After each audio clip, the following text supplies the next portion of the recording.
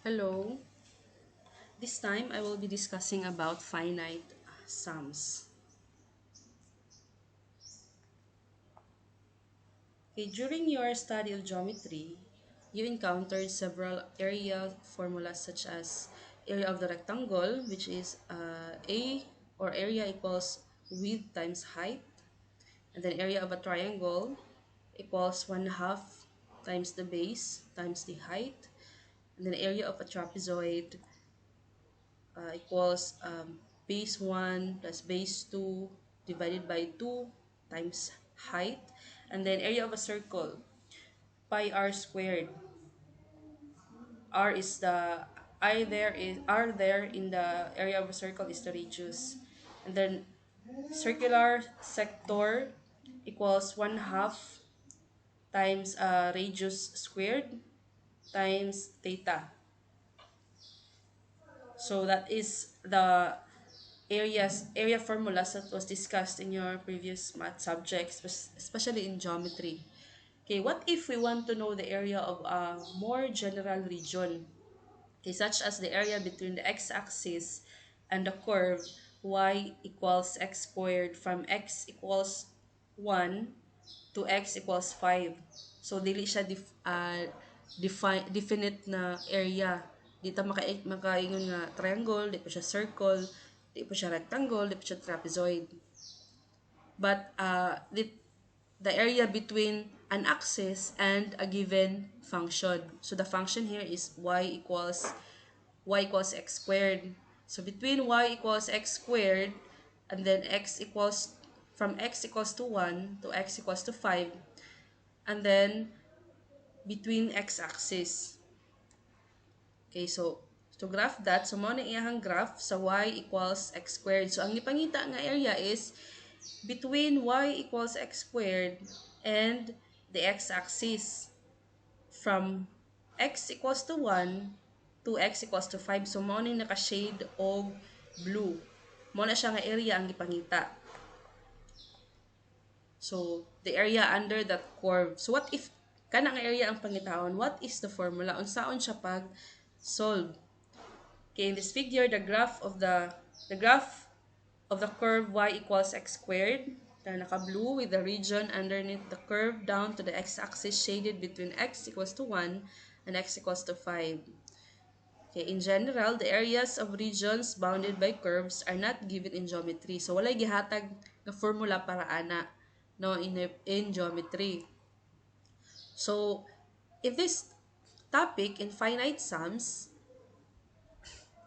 we will be estimating areas using rectangles, left hand and right hand and points. So, unsaon paggamit ng left hand and right hand and points. So, given this figure, kanina, so y equals x squared from 1 to 5, and then area between y equals x squared and x-axis. So, using left hand estimate, our left hand endpoints, so we will be drawing rectangles from x equals to 1 to x equals to 5. So, in this example, n equals to 4. Kanang n, mo na siya ang number sa rectangles nga i-drawing, no? Rectangles nga i-draw under the curve y equals to x squared. Using the left hand endpoints, so kanina ka red og dot, kana siya nga endpoint ang gamiton to estimate the area of the curve under y equals x squared. So, since n equals to 4, so upat ka rectangles ang drawing between x equals to 1 to x equals to 5. Okay, the kanang left, mo na siya, the region under the curve y equals x squared from x equals to 1 to x equals to 5. And then kanina sa right, 4 rectangles that match the height of the curve at the upper left corner of each rectangle. The red dots mark the spots where the height of a rectangle matches the height of the curve. So, pag matouch na siya sa curve, so muna siya ang iyahang left hand and points. So, in general, if the region goes from x equals to a to x equals to b, and there are n rectangles, the width of each rectangle is given by the change of x, so kanang triangle diha ang symbol, that is read as the change. So the change of x equals b minus a divided by n. Muna siya ang width sa rectangle. So in this figure, b equals to 5 and a equals to 1. So b minus 5 minus 1 divided by 4 since n is 4. So ang width ng rectangle is 1. And so y equals 1 squared. So kaning width ani mo ning width sa rectangle. So to find the height of this rectangle, we will use the function y equals to x squared. Since ang height is y man na siya. So, i-substitute na to ang value sa width, kaning change of x, which is equals to 1, diri sa function y equals to x squared. So, y equals to 1 squared equals to 1. So, mo na siya ang una nga height. Y equals to 1, mo na siya, kaning unang rectangle, kaning pinakagamay. And then, y equals 2 squared equals to 4, morning height sa ikaduha nga rectangle. Second, y equals to 3 squared equals to 9. Mo ni siya ang height sa 1, 2, 3. So, mo ning height sa ikatulong nga rectangle. And then, y equals to 4. 4 squared rather. Y equals 4 squared equals 16. So, kani ikaupat nga rectangle, ang height niya is 16. And then, area of the rectangle equals width times height. So, multiplying the x and y. So, 1 times 1 plus, kaning 1 times 1, mo ni siya ang area sa unang rectangle, kaning pinakagamay. And then, 1 times 4 plus 1 times 9 plus 1 times 16 equals 30 units. So, walay indicated kung kuan ba siya, meter squared, centimeter squared. So, unit lang ibutang. So, 30 units squared. Muna siya ang area under this curve using the left hand and points. So, as you can see, there are spaces in between sa mga rectangles. So, wala na siya na-account sa kani nga estimation. So, using that, we can say that the area that is estimated or solved using the left hand endpoints is underestimated, meaning wala jud nakuha ang total area because naay mga spaces under the curve, between the curve and the rectangles, so underestimated siya.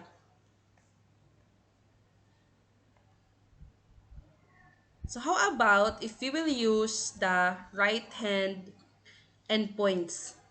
So ang right side nga point sa rectangle. So in this figure, 4 rectangles that match the height of the curve at the upper right corner of each rectangle.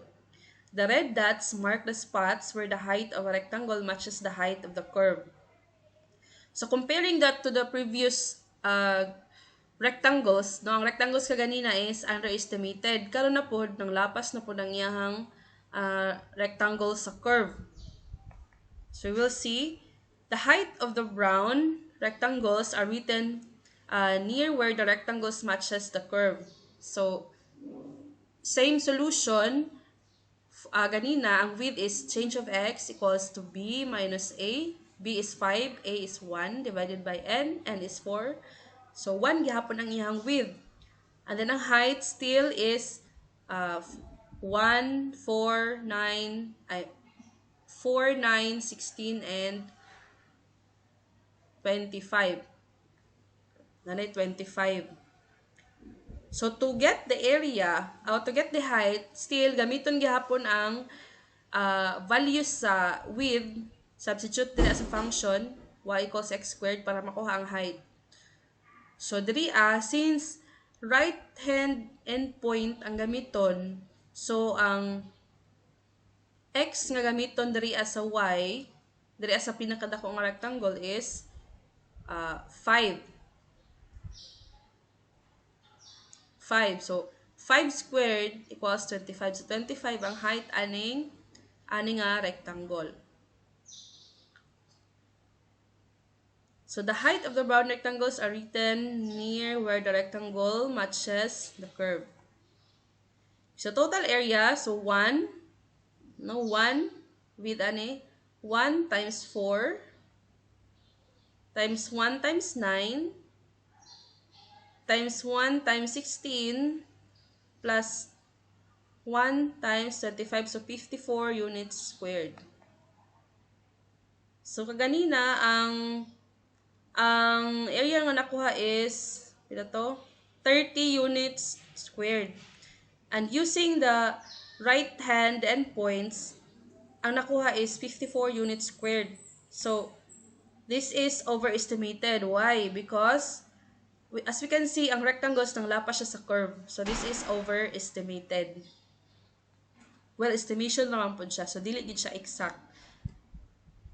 Example 1, estimate the area under the curve y equals x squared plus 1 from x equals negative 1 to x equals 2 using n equals 6 rectangles and left hand and points. So, ang gamiton is left hand and points. So in this table, mo ni siya ang nakuha for x.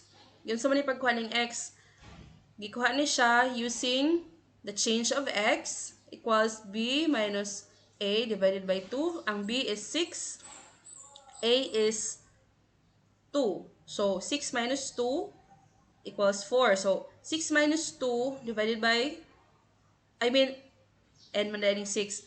2 minus negative 1 rather. 2 minus negative 1, that is 3 divided by 2. That is 1.5.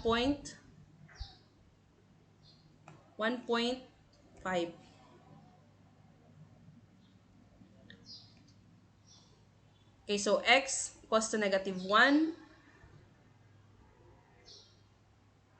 1.5. So, wala pagibutang diri sa table. But graphing this function, y equals x squared plus 1, so mo na iyang graph. This is a parabola. A parabola that opens upward. So, substituting the values of x dito sa function y equals x squared plus 1, mo na siyang makuha nga values. But kani nga values is, this is assuming n equals to 4. But ang n nga gipangita diri is n equals to 6. So to solve that, so change of x equals b minus a divided by n equals 2 minus negative 1 divided by 6. That is 1/2. The subintervals are negative 1, negative 0.5, negative 0.5, 0, and then 0, 0.5, 0.51, 1, 1.5, and 1.52.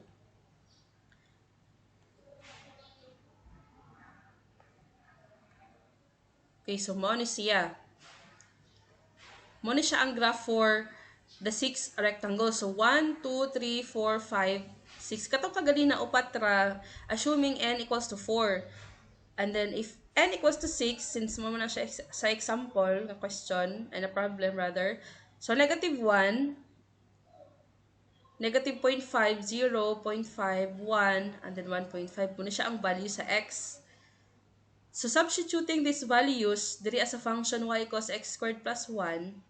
So the y here is, muna siya ng mga values. 2, 1.25, 1, 1.25, 2, and then 3.25. So sa graph, muna siya ang may tabo. So using the left hand and point. So mga left nga point, no, left upper points, mo ni siyang mga naka-red dots. Left ni nga point sa rectangles. And then ang width niya is 1/2. Ang width ani ng mga rectangle is 1/2. So this is negative 1, and then kaning ikaduha negative 0.5, 0, and then 0.5, 1, 1.5, and then 2. So to get the area, 1/2 times 2 plus 1/2 times 1.25, so on and so forth. Kamu na basa. That is equal to 5.375 units squared. So, muna siya ang estimated area for area for the curve, area for between the curve y equals x squared plus 1 and then the x-axis from -1 to 2. Okay. So, answer exercise 16. For the region under the curve given in the figure, draw 4 rectangles for approximating the area using left hand endpoints and right hand endpoints. So, namoy duha ka solution ani. And then, duha ka drawing with the rectangles. Rectangles nga naka left hand endpoints and then rectangles nga naka right hand endpoints. So, duha yung solution. And then, duha po ang answer ngayong makuha using the left hand endpoints and using the right hand endpoints. The n here is 4. So, 4 rectangles in yung drawing. Okay, this exercise will be posted in the Google Classroom. Okay, more rectangles. Okay, in this figure, in this figure sa left, the region under the curve y equals x squared from x equals to 1 to x equals to 5. And then, kaning sa right side, na figure, 4 approximating rectangles using left hand and point. So, mo man akong gipakita ganina. Okay, it turns out that the area of the brown rectangles is approximately 27.4% less than the area of the green region we wish to find. So, kaganina ang nakuha diba sa area using right hand endpoints is 54 units. And then using the left hand endpoints, ang nakuha is 30 units squared. So, 54 minus 30, that is 24. Tama ba? 54 minus 30, 24. So, that is 27.4% less than the area of the green region we wish to find. So, dili gid siya exact. Okay, using more rectangles, it can help if we will be using more rectangles. So, the more nga daghan ang rectangles nga drawing under that curve, the more nga magkaduol sa sakto nga area ang approximation ang approximation or ang isolve nga area no kung daghan ang rectangles nga gamiton. But the more nga rectangles mo gamiton, of course magkataas pud ang imong solution. So in this figure, 8 approximating rectangles using left hand endpoints. Compared to the use of 4 rectangles, the white spaces between the tops of the rectangles and the curve is much smaller. So kung makita nato, magkagamay ang area nga wala maapil sa pag-solve. No nga wala na apil sa estimation. So pasabot ana magkaduol sa sakto nga answer ang approximation nga area, approximated area. Okay, how about 100 ka square o rectangle? Kung 100 ka rectangle, of course magkagamay ang spaces nga wala na apil sa pag-solve. Meaning, magkaduol ang approximation. So, 100 approximating rectangles using left-hand endpoints and right-hand endpoints. So, as you can see, almost wala na gap no in between sa rectangles and the curve. Okay, how about if we will use midpoints? Midpoints ang gamiton, midpoints sa width sa rectangle. So, given nga n equals to 4, so upat ka rectangle ang gamiton, but dili endpoint, left hand endpoint and right hand endpoint ang gamiton, but ang midpoint sa width. So, mo nang naka-red nga dots in between sa mga width sa rectangle. Okay, kani sa left nga figure, mo man siya ang previous nga example. So, y equals x squared. Curve equals nga y equals x squared from x equals to 1 to x equals to 5. So, manay 1 and 5. And then, there is sa right side, 4 rectangles that match the height of the curve at the midpoint of the top side of each rectangle. And then the red dots mark the spots where the height of a rectangle matches the height of the curve. Okay, so that is at x equals 1.5. Okay, 1.5 ba na eh? Di ba ang n ani is 4. So, 5 minus 1 divided by 4. So, the width is 1. So, since midpoint man ang gamiton, so, midpoint ani, 1 and then kani is 2. 2 minus 1 divided by 2, that is 1 half. So, 1 plus 1 half, morning, x equals 1.5. So, kaning dot 3 is 1.5. Kani kaduha, 2.5. Ikatulo, 3.5. Ikaapat, 4.5. So, muna siya ang mga width or kanang mga x nga values. So, tabulating the values. So, makuha na to ang y. So, kaning value sa x, substitute ni diri as a function y equals to x squared. So, muna ang mga values makuha. 2.25, 6.25, 12.25, and then 20.25. Okay, now that we have the widths and the heights of the rectangles, so muna siya, width and then height, kaning y. We multiply to find the area and add the results to get the total area of the brown rectangles. So, ang nakuha is 41 units squared. Okay, mas matingala mo, mas maning 1.1 times 2.25. That is width times height. So, ang width aning rectangle is 1. Ang height is 2.25. Okay, unsa man ning height pagkuha. So, balik na pud mo sa table. Ikuha ni siya using the value sa x. I-substitute diri as a function y equals to x squared. Mo nang nakuha ning 2.25 up to 20.25, which is tigamit diri sa pagkuha sa area. So, ang approximated area using midpoints is 41 units squared. Okay, example 2. Estimate the area under the curve y equals x squared plus 1. So, same example, same function on example 1. So, y equals x squared plus 1 from x equals negative 1 to x equals 2 using n equals to 6. Rectangles and midpoints. So, midpoints ang gamiton. So, muna siya ang figure. So, midpoints. Ganina ang nakuha sa width, sa change of x, b minus a divided by n. So, 2 minus negative 1 divided by 6, that is 1 half. So, 1 half ning width. 1 half, 1 half, 1 half. And then, midpoint man ang gamiton, sa may midpoint sa negative 1 half and 1 half. So, ang midpoint niya is negative 0.75. So, muna siya ang mga midpoints.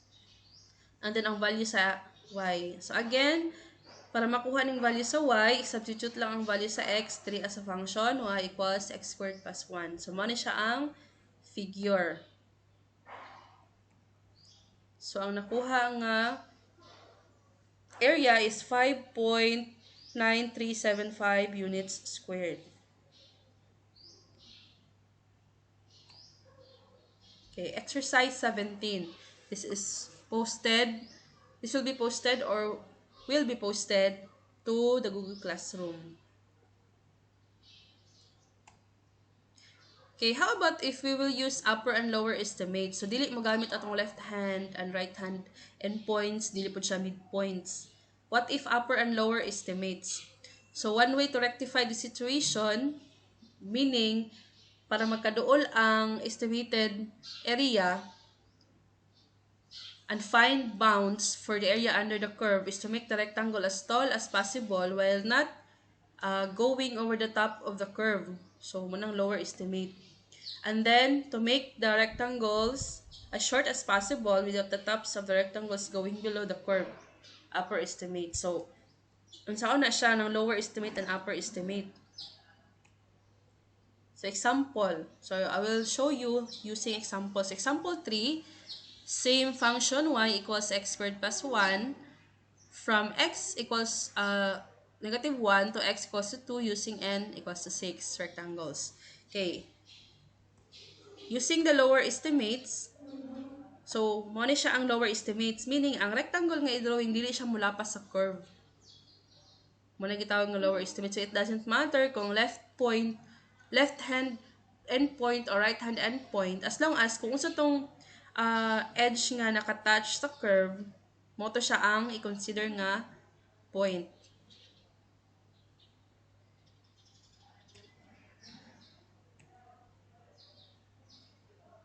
Okay, so in this figure, the graph of y equals x squared plus 1, kanin sa left, the region beneath the curve shaded between x equals negative 1 and x equals to 2.